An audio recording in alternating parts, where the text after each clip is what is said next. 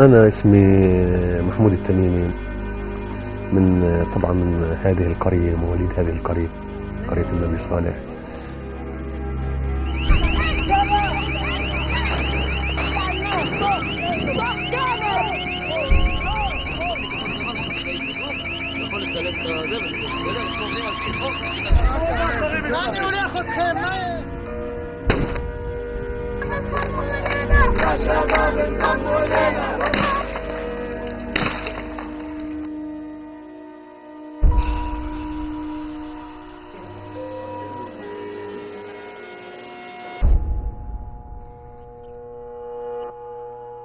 يعني قرية النبي صالح كقرية منذ هذا الاحتلال وهي مبادرة دوما في كل مشاريع النضال الفلسطيني.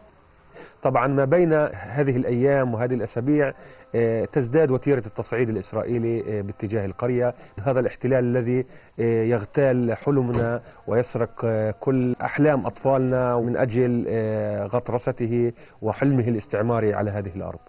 الصوت علي علي الصوت. طبعا هذا الجبل اسمه جبل الشهداء، استشهد فيه الأخ رشدي التميمي في المنطقة هاي.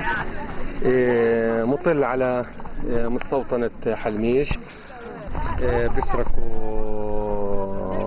أراضينا. طبعا امتداد هذه المستوطنة وصل للشارع الرئيسي. طبعا في سرقة الأراضي، سرقة المياه. احنا جينا هنا كرسالة بشكل طبعا ضد هذا المشهد، هو الاحتلال اللي قاعد بيتجمع حتى يقمع هاي الأطفال والمسيرة. وفي نفس المشهد نرى مجموعة من المستوطنين تقتحم هذه النبعة بحماية هذا الاحتلال وحراسته، نكاية فينا ليقول أمام أعيننا أننا نسرق أراضيكم، نستطيع أن نمارس ما نستطيع على أراضيكم بقوة هذا الجيش.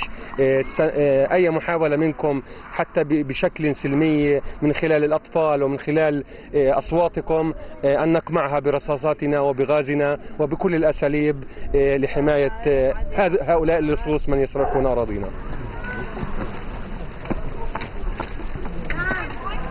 نقول لهذه المنظمة أننا شعب يستحق أن يحيا، يستحق أن يعيش، يستحق أن نقف معه بكل قوة، ندافع عن إنسانيته، عن طفولته، عن حريته وكرامته. منظمة العفو الدولية هي مدافع عن حقوق الإنسان، ونحن صوت يطالب بحقوقه الإنسانية. عليكم بكل قوة أن تفضحوا سياسات هذا الاحتلال، أن تحاكموا جنرالات الحرب